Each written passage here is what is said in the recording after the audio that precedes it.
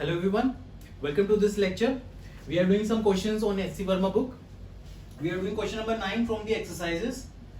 The question says a mosquito net over a 7 feet by 4 feet bed is 3 feet high.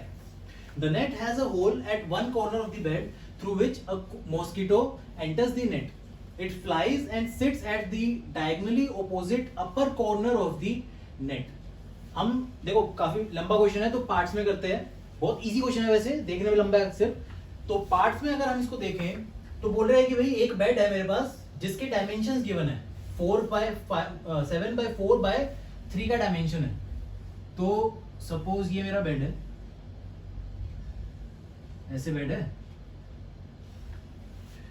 इसका ये जो dimension है ये 7 feet है और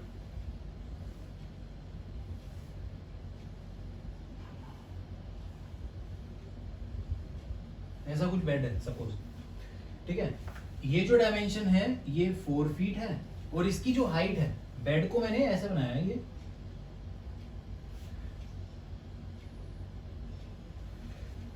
अब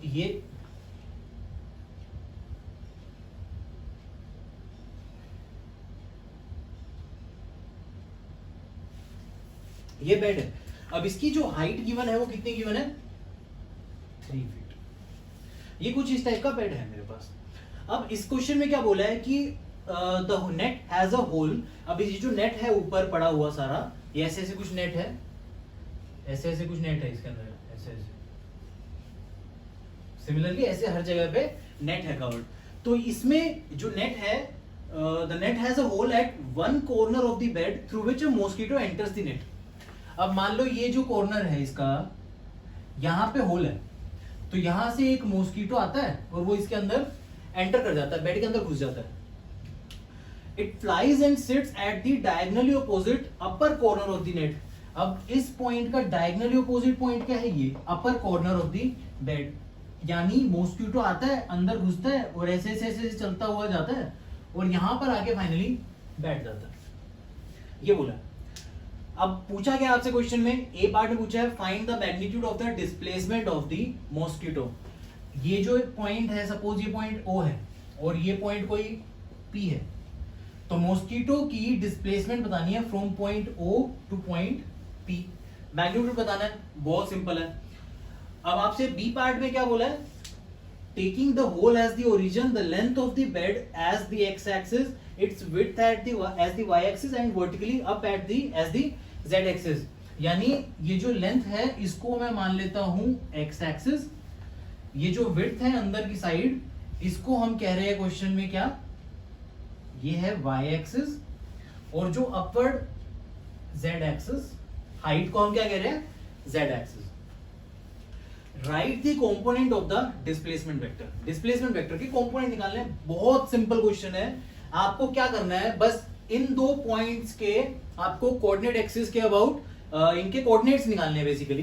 तो ये ओरिजिन माना है हमने, तो ओरिजिन के कोऑर्डिनेट क्या होते हैं? 0 0 0. अब पी पॉइंट के कोऑर्डिनेट निकालते हैं. पी पॉइंट के कोऑर्डिनेट क्या होगा? देखो एक्स एक्सिस के अलोंग ये कितना मूव कर रहा है पॉइंट? 7 फीट. तो इसका एक्स कंपोनेंट होगा 7. वाई एक्सिस के अलोंग ये कितना मूव कर रहा है? 4 फीट. अंदर की तरफ 4 फीट है. सो ये इसका y कंपोनेंट हो गया 4. और ऊपर कितना मूव कर रहा है? ये 3 फीट. तो इसका z कंपोनेंट कितना हो गया? 3. तो बेसिकली मुझे OP वेक्टर बताना है, मुझे डिस्प्लेसमेंट बतानी है ना, तो OP वेक्टर बताना है. तो वो OP वेक्टर कितना होगा? OP vector would be equal to 7 - 0 i cap plus 4 - 0, यानी फाइनल माइनस इनिशियल पॉइंट करते हैं ना. P माइनस ओ करूंगा मैं, यहाँ पे ऐसा होता है ना कुछ, P minus O, P vector minus O vector, यही होता है OP वेक्टर. तो मैं फाइनल और इनिशियल निकाल रहा हूं. 7 - 0 ये तो हो गया i cap, 4 - 0 j cap plus 3 - 0 k cap. तो ये हो गई हमारी डिस्प्लेसमेंट. कितनी आ गई displacement? 7 i cap plus 4 j cap plus 3 k cap. आपसे सेकंड पार्ट में यही तो पूछा था, right the component of the displacement vector. आपसे कंपोनेंट्स पूछे थे. डिस्प्लेसमेंट ये है, इसकी कंपोनेंट्स एक्स वाई और जेड डायरेक्शन में ये हो जाएंगे. अब इसका मुझे मैग्नीट्यूड अगर निकालना है तो मैग्नीट्यूड का भी आपको फॉर्मूला आता है. फॉर्मूला क्या होता है?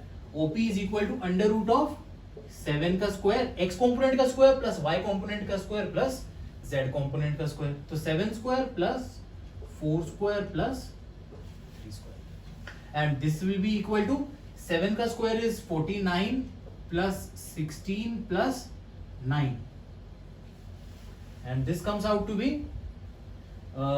this will be 74. Under root of 74 will be the answer, यानी इतनी फीट इसकी डिस्प्लेसमेंट हो जाएगी। तो आपने ए और बी पार्ट में क्या पूछा, एक तो डिस्प्लेसमेंट और दूसरा एक्स वाई जेड कॉम्पोनेंट्स आपसे पूछे गए हैं क्वेश्चन में। आई होप आपको ये क्वेश्चन क्लियर हो गया होगा। Now let's move on to the next question.